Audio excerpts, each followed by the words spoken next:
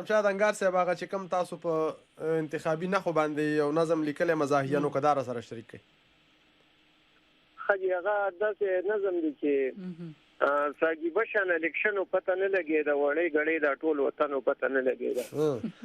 ورله غرمنه ماسخوتنو پته نه لګېده، ولاړ کوڅې ته به یو تنو پته نه لګېده، سهار به یو شان ماښام بل شان ته به وې پوسټرې او ځایونه نه وو په یو بل به لګېدې پوسټرې د چا چانک و، د چا پکې پیالې نښه وه، د چا ګازره وه، د چا پکې مولې نښه وه، د یو بوجۍ وه او د بل پکې شکرۍ نښه وه، چا راته وې د یو سړي پکې ډیګرۍ نښه وه، د چا چنچڼه وه، د چا پکې پنجره نښه وه او د ملا ډولو د اجرا به مسله نښه وه، څوک د ضلعو، څوک د تحصیلو ناظمان ولاړو، څوک د جرنل نه، څوک د یوت، څوک د کیسان ولاړو، 2 لکان به ونه شپږ به بوډاګان ولاړو، 100 وډونو ته به 200 کسان ولاړو، هلته یو کلي کې د یو کور نه 4 ولاړو، 2 زامنو ورسره یې پلار او مور ولاړو، هر چا د خپل لیډر نارې د زنده‌باد وښلې، د مخالف سړي چغې د برباد وښلې، چا د پاټۍ چغې ایستې، چا د آزاد وښلې، په جلوسونو کې چغې د فساد وښلې،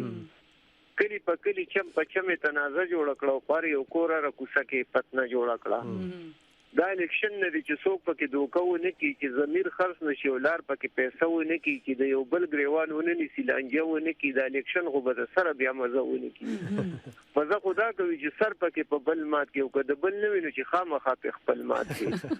ښځې په اوږد باندې جنګونه هېڅ خبره نه ده، دا په یو بل پسې ګواښونه هېڅ خبره نه ده، د سود څپېړې ګزارونه هېڅ خبره نه ده، یا خو سر ماته او یا غاښونه هېڅ خبره نه ده، چې په قلاره الیکشن په پښتونخوا کېږي نو د ووټ نه وروسته تبصرې به بیا په چا کېږي. پښتانه ښه ښکاري بد نه ښکاري جګړو باندې، چې الیکشن لړاووي ښه په جپړو باندې، ورځي په یو بل راټینګېږي نه په پړو باندې، او یو بل سم شینګي په کوتکو او لوړو باندې. خلکو به ویل جګړې نه دي، دا د سپو کار دی، اوس ماهران وایي چې نه د پښتنو کار دی.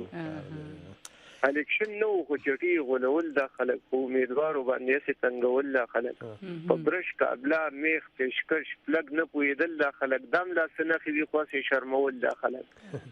نورو قومونو ته انګاره ترقي میلو شوه، خو ماشاءالله مونږ پښتنو ته بدنیتي میلو شوه.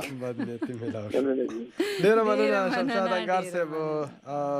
چې په لنډ تنګ وخت کې مو موږ له وخت راکړ.